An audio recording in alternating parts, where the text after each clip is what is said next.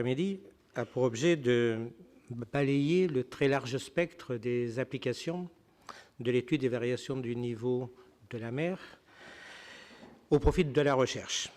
Alors, les orateurs qui se sont succédés ce matin, lors de la séance d'ouverture, ont eu l'occasion de mettre en exergue l'importance de cette problématique au plan scientifique, mais également au plan sociétal. Ils ont insisté sur l'observation, sur la modélisation, mais également sur l'intérêt qu'il y avait à croiser le travail des scientifiques de la mesure physique avec les approches des collègues des sciences humaines et sociales et également des sciences de la vie.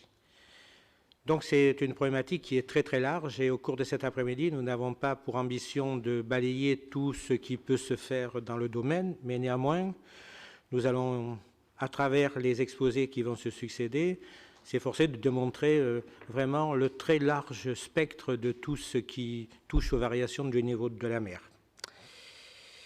Cette approche va nous amener en différents lieux de la planète, sur les côtes méditerranéennes jusqu'au Pacifique.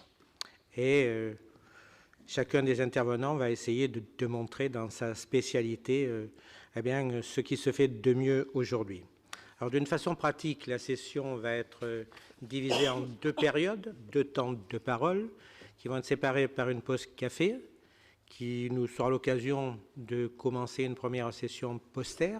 Il y a d'intéressants posters qui ont été proposés par la communauté qui travaillent sur les variations du niveau marin qui sont dans le hall et que nous aurons l'occasion de voir et sur lesquels nous pourrons discuter. Et puis cette pause de café qui doit durer une quarantaine de minutes va en fait être un peu raccourcie puisqu'à la fin du premier temps de parole, une intervention qui n'était pas programmée va être ajoutée. Elle concerne un événement récent qui vient de se produire en mer d'Alboran et donc nous aurons une intervention pour nous expliquer ce qui s'est passé à ce moment-là. Ça sera à la fin de la première période. Donc il y a eu de très nombreux discours ce matin qui ont bien cadré quels étaient l'objectif de ces journées EUREFMAR.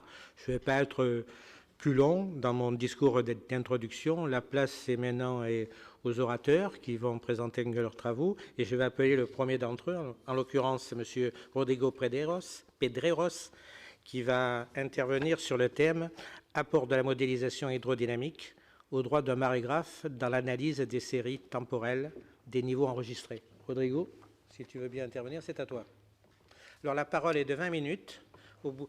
Je souhaite en fait rassembler les questions à la moitié des interventions. Nous allons faire deux interventions.